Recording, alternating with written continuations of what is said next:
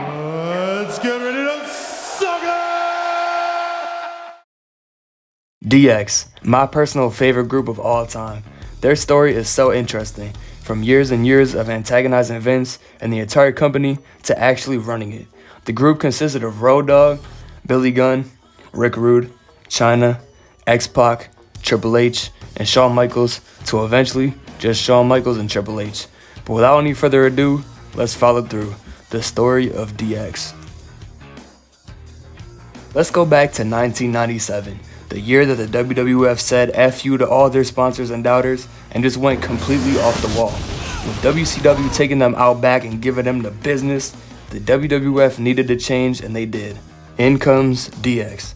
DX started to form on August 11th, 1997 during a match of Shawn Michaels versus Mankind. Triple H and Chyna would interfere because they were feuding with Mankind at the time. Rick Rude would return to the WWF and he interfered as well, and he was basically Shawn's bodyguard. He came in and helped Shawn beat Mankind. But the next week, Shawn and Triple H faced Mankind and The Undertaker in the main event of Raw, but lost by DQ when Shawn hit Taker with a chair. Shawn would face Undertaker at an In Your House pay-per-view, and all his lackeys would interfere, and it led to a no contest. But during this time, they were showing signs of attitude, but it wasn't ramped up yet. Their first tag team feud they had was against the Hart Foundation, who was led by Bret Hart. At one night only, DX helped Shawn beat the British Bulldog for the European Championship, and Shawn was a Grand Slam champ. Looking back, Triple H was such a groupie, man. He was riding coattails to the top. But after this, Vince would interview them, and it was wild. 1997 Shawn was such a heartthrob low-key, and I'm glad he's old now, cause like damn bro, save some babes for us. But this comment was dead on. The Hart Foundation came out and made some threats, but they were not phased at all. And by the way, I just want to say, Shawn had females moaning for him in his theme song, and it was a hit. This guy was elite, arguably the drippiest wrestler ever. But Owen Hart would have a match against Kama Mustafa, and DX was on commentary. You know, instead of calling some moves and watching a cool match, instead, they did it the DX way. They pulled out bananas and started going to town. Iconic. But they were such 420 dang boys, I swear. Yo, wait, I just realized the bananas might be racist. Yo, I never even... Oh, nah. Yo, I didn't even know. Why did no one tell me? But nah, at the end of the match, chaos broke out, and yeah, just look at this. Ladies and gentlemen, Shawn Michaels. I see where Cody got it from. But on October 13th, 1997, they would officially be known as Degenerates. I'm not gonna front, Shawn and Triple H most likely fiddled with each other back in the day. They're giving me those vibes, and Chyna definitely pegged them. But no disrespect to their kinks, let's continue.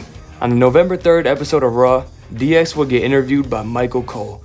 And yes, even in 97, Triple H was still bullying Michael Cole. And also, regardless of being a heel, the ladies were freaking out for them. They especially got hyped when Shawn said he was gonna get naked on live TV.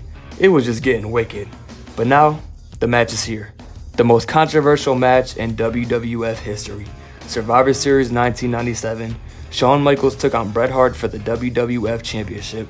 Shawn Michaels beat Bret for the title after Vince lied to Bret and ended the match. Vince told Bret that he would go over Shawn in his hometown, and they agreed that Bret would drop it 1 month later, but Vince had other plans. Vince lied to him, and thus, the Montreal Screwjob was born.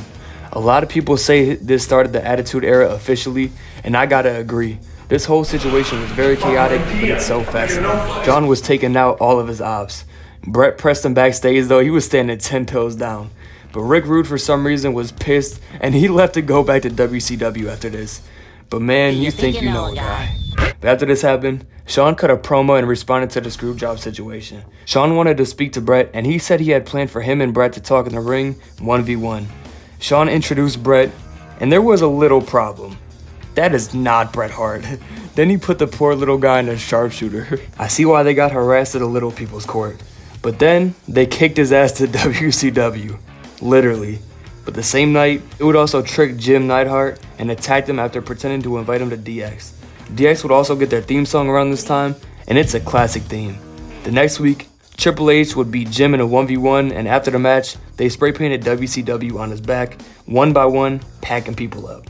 Michaels had the WWF Championship and the European titles at the same time, and he was just on top. But in December, DX would get their own pay-per-view and Michaels would retain his title and Triple H defeated Sergeant Slaughter. On the 97 Christmas edition of Raw, it would get a little tricky for DX. Shawn and Triple H would be forced to face one another for the European title, and they had a banger. One for the ages, if you will. Honestly, 5 stars. But Jim Cornette had one of the best calls ever. This was hilarious. But a few weeks later, DX would mock The Undertaker, and they would have a cookout. Shawn beat Taker in their iconic Hell in a Cell match, which you should check out, but Shawn needed a new opponent. Stone Cold went on to win the Royal Rumble, and you know what they were planning. So just keep that in mind for later. But on the February 2nd, 1998 episode of Raw, DX did their iconic speech on what they couldn't say. They had like national music in the background, and they were as edgy as ever, and this was top tier. I think the network actually sent them a list and actually told them to stop being so edgy and told them stuff they couldn't say, but they didn't settle and they kept breaking the rules, and the network actually respected it. But Mike Tyson would be introduced to the WWF and Vince would interview Tyson. Tyson would be named the enforcer of WrestleMania XIV, and he was asked who he thought would win. DX would come out and interrupt. Shawn and Tyson were about to throw hands, but it was a ruse. Shawn pulled off Tyson's shirt, and he was repping DX. This is another iconic moment, one for the ages. But Mike Tyson, the enforcer of Mania, had joined Degeneration X. Vince was pissed. Shout out to Mike Tyson though, it looked like he was having an absolute blast. But now, it was time for WrestleMania 14. With the help of Mike Tyson, Stone Cold would beat Shawn for the WWF Championship. You had Sexy Shawn, the baddest man on the planet, and the Rattlesnake all in the same ring. The 90s was something else. But in a recent video, go check it out by the way, I covered Stone Cold's path after this match, but now I go down DX's path. It's fascinating how the stories coexist. It's like Road to WrestleMania in the SVR games, and I'm picking a different playthrough. But after this, Shawn was basically done. Shawn had a bad back injury and he stopped wrestling for 4 years. And somehow afterwards he got better. But that's for another video. But the next night on Raw, Triple H would kick Shawn out of DX for dropping the ball and losing. Triple H was the new leader and he made some new decisions. I know Vince was pissed though. He chose Shawn's side and now he lost both Bret and Shawn. Triple H would pick up X-Pac and the New Age Outlaws. Honestly, DX was taking over in the most out-of-pocket ways possible. Like, DX was invading WCW.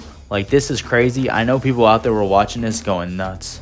They were on the street, and honestly, with every single line, they were roasting WCW. DX was trying to bust through the gates. Honestly, Bischoff should have let him through, I'm not gonna lie. In 1998, Shawn would become the WWF commissioner, and DX would start a feud against the corporation. X-Pac would have a WWF championship match against The Rock, but Shawn would hit Pac with a chair and screwed him. It was war. Shawn costed him title shots after time after time after time. And actually, DX would have like a racist-like segment. I don't really know, but I think they were like mocking like the Nation of Domination. But a bit after, the corporation would turn on Shawn, and Shawn and DX would make amends. But it was very short-lived because they didn't forget what he did. I just think they were just booking shit just to book shit, but it was honestly so random. From here though, DX would completely fall apart. They kept turning on each other, and eventually Triple H would turn on X-Pac and left DX. After this, X-Pac would have an unlikely alliance with Kane and even won the tag team titles twice. Billy Gunn would also turn, and it was at Fully Loaded in 1999. It was Billy Gunn and China versus X-Pac and Road Dogg. Pac and Road Dogg would go on to get the win, and then on the October 25th episode of Raw, DX reunited his heels, helping the New Age Outlaws win the tag team titles. On the next SmackDown, DX would be hunted down by Stone Cold. Road Dogg would get caught in a bear trap, and then Billy Gunn would get caught in a snare trap. The ceiling would fall on X-Pac, and then lastly, he would catch them all in the net. But then after this, Triple H would be in a feud with Vince McMahon, and Tess and Steph were getting married, and Triple H was having none of this. I finally found this segment. I've been looking for it for so long. Triple H took matters into his own hands and pulled a Cardi B. He drugged Stephanie and took her to Las Vegas. And then they had a drive-through wedding, and I guess they made it official. And I'm gonna be honest, I didn't even know what a drive-through wedding was, but this was pure chaos. Triple H would then go on to defeat Vince McMahon in a street fight at Armageddon, and then after, Stephanie would turn on Vince to be with the love of her life. Which low-key is kind of deserved after Vince literally had her get captured by The Undertaker. This was now the start of the Stephanie and Triple H era. By 2000, Triple H was calling himself the Game, and he finally reached peak badass form. Especially being gifted arguably one of the greatest theme songs ever, and one of the baddest females in the locker room. For my younger fans, he was Edge before Edge was just way cooler. Shortly after this, Triple H would defeat The Big Show for the WWF Championship at WrestleMania 2000. Triple H would defend his title in a fatal 4-way against The Rock, The Big Show, and Mick Foley, with a McMahon in every corner. And Triple H would go on to retain the title after Vince McMahon turned on The Rock. We were now in the full Helmsley and McMahon era. A few weeks after, DX would be chilling in their DS Express bus, and Stone Cold would drop a beam on it. The bus would totally explode. Stone Cold was so tubular, dog, but at this point, DX was basically non-existent. Triple H would align with Stone Cold and a team called the Two-Man Power Trip. This group didn't last that long, and he would get a severe quad injury, and they would take him out for 8 months. And what happened next is legendary.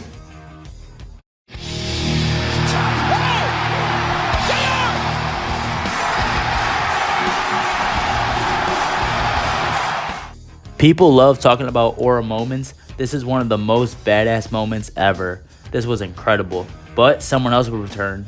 Shawn Michaels. Non-negotiable, no debating. This is the best second run ever. The NWO stuff didn't last, but this was amazing. Shawn NWO colors look crazy. On the July 22nd episode of Raw, DX was finally back, NWO broke up, and Shawn and Triple H were finally together again. The two OGs. But unfortunately, it was another fake out. Triple H turned on Shawn and hit him with a flying pedigree. What a sicko. This would eventually lead to Shawn's in-ring return at SummerSlam 2002. They would also do their infamous Mystery Attacker segment. Shawn's head got put through a car window, and the Mystery Attacker was revealed as Triple H. Whenever they do these storylines, the facial expressions are always hilarious, but now it was on. SummerSlam 02. This was a grueling street fight match, but why the heck do you put someone who left for 4 years in a street fight? It's like putting CM Punk in a cage with Gunther. They were building this whole HBK return like he wasn't in good shape at all, and they were acting like he was washed up, but little did they know, he was somehow even better. Triple H targeted his back the whole match, and it was kinda getting cringy, but Shawn Michaels would end up getting the win with a roll-up. But after the match, Triple H would hit Shawn in the back with a sledgehammer. After this, Triple H would even start Evolution, and they would take over Raw. HBK would face all the other Evolution members at different pay-per-views, and he beat them all. But the last one he faced was Triple H. It would be Chris Benoit versus Triple H versus Shawn Michaels at Mania 20. Great match, and Chris Benoit would go on to win the world title and celebrate with Eddie Guerrero in the middle of the ring. Regardless of anything, it was a beautiful moment. But at Backlash 04, they would also run it back, and this match was also really good. And somehow, Benoit would go back-to-back and win again. Now we end up at Bad Blood 04, Triple H vs Shawn in a Hell in a Cell match to end their feud. This match was brutal and had great spots, but Triple H would go on to get the win, and the two would actually go on their separate ways for a while. Triple H would go on to have his legendary feud with Batista, and Shawn would go have his with Kurt Angle. In 2006, Shawn would have a feud with the McMahons, and the odds were always against him. Fast forward to June 12, 2006, Triple H was getting jumped by the Spirit Squad. Yes, the Spirit Squad. And Shawn Michaels, in the most badass way possible, would come out and help Triple H. DX was back. This was always my personal favorite DX. You can say it was watered down, but they were hilarious, and they were both main eventers. DX would troll Vince a lot during this run as well, but honestly I have to mention one segment.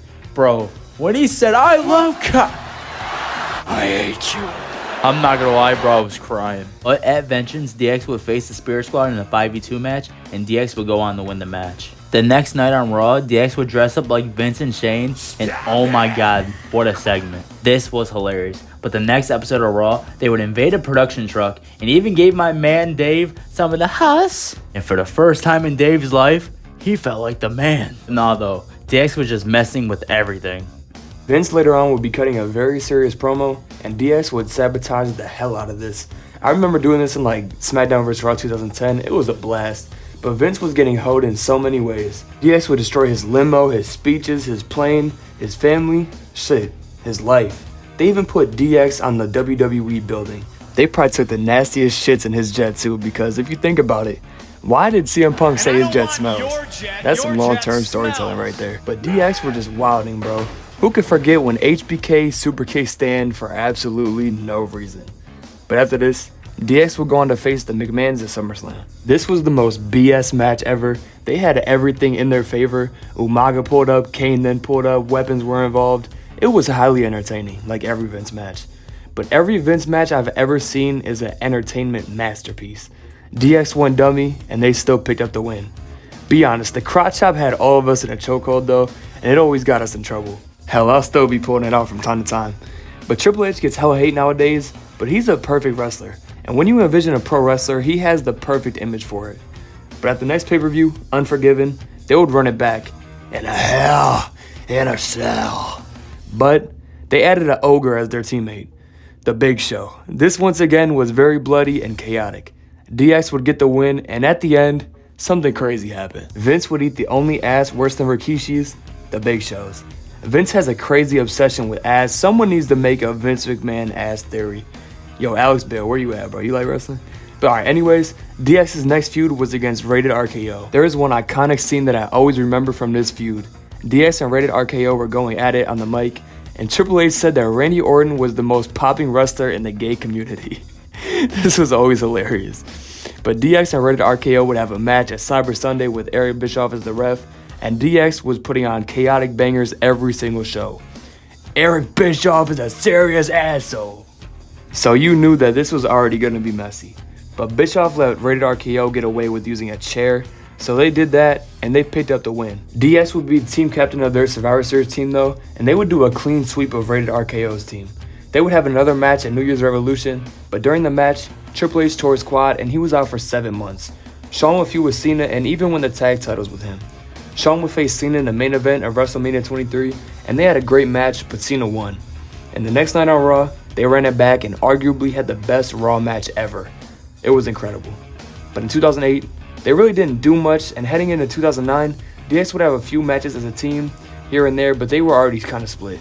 I'd say they were more like acquaintances. Shawn had that legendary match with The Undertaker at WrestleMania 25, and Triple H would get into a feud with Legacy. Triple H would hawk Randy down and beat his ass in his own crib, but he always was getting jumped by Randy's goons. Triple H knew what he needed to do. He needed to get the band back together, so Triple H went hunting for Shawn Michaels. Triple H would search everywhere, and he finally found him. He even flirted with a flamboyant man. He was serious. But some Aiden Ross cringebag fan was hungry, and she was not going for this at all. She wanted some food. Some old man would grab her by the hand. Dan Schneider, is that you? And it was Shawn Michaels. The showstopper was now flipping patties. Triple H would interrupt Crazy Steve's meltdown, and he wanted to talk some business. Taker beat Shawn so bad that he went down the bum-ass Corbin route. Shawn then damn near burnt the whole place down. He might be a worse chef than Patchy.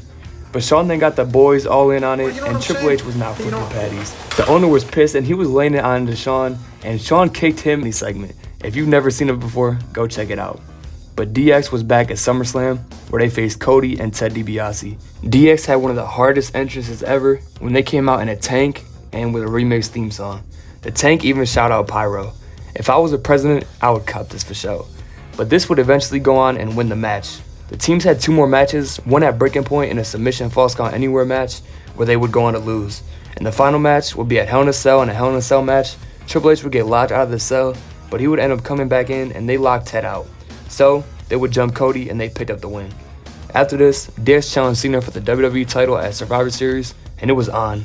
Cena versus Triple H versus Shawn Michaels. Within a minute of the match, Shawn pulled a Kobe on Pau Gasol and he hit Triple H with a sweet chin music and he didn't pass the aux. Yo, that was so cringy. Just pretend like you never heard that. But what a plot twist. DX could have easily teamed up and won the match, but instead they made it interesting and they attacked each other. They sold though because John Cena still found a way to win. But after this, Hornswoggle was now involved in DX and he sued DX for bullying him and not letting him into the group. So DX would end up in the little people's court.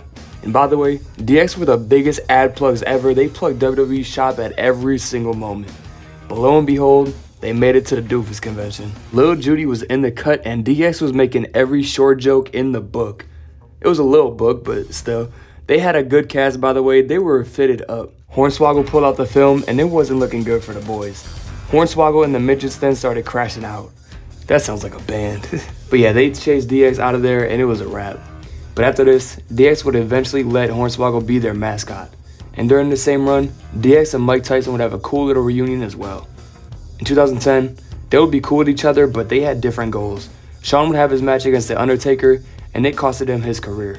So now, Triple H was on his own.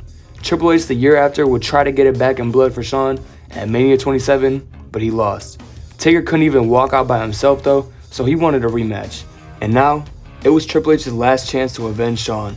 WrestleMania 28, end of an era, Triple H versus The Undertaker with Shawn Michaels as a special guest ref inside a Hell in a Cell. In my opinion, this match is better than the Shawn vs. Taker, and I'd say it's the greatest match in wrestling history, and it'll probably never be topped. But Triple H and Taker would have a literal war. Shawn was stressed, the commentators were going nuts. It was definitely one for the ages. This is like a Coliseum level match. But Shawn would hit Taker with a sweet chin music. Triple H would hit the pedigree. 1, 2, Taker kicked out. Yo, wrestlers should study this match. That is the best near fall ever. But Taker would end up winning, and the three would embrace on the stage. Legendary. But after this on Raw 1000, all the OGs came back for a reunion, and it was special. Not the shitty ones in like 2018, this one was funny and really rad. But after this, Triple H would do an amazing authority run, which gave us a lot of great moments. But during the same run, he had a little sneaky side project going on. NXT. See, on Raw he was a heel, but in NXT, he was a savior. Triple H secretly created a revolution under Vince's nose. What the hell is NXT? And he created something that completely changed WWE in the 2010s. WWE had no comp on their block, so they created competition for themselves. NXT was a more like pro wrestling grudgy style, while the main roster was entertainment and kinda corny. I mean, they completely ransacked TNA and the indies, but you know, it was for a good cause.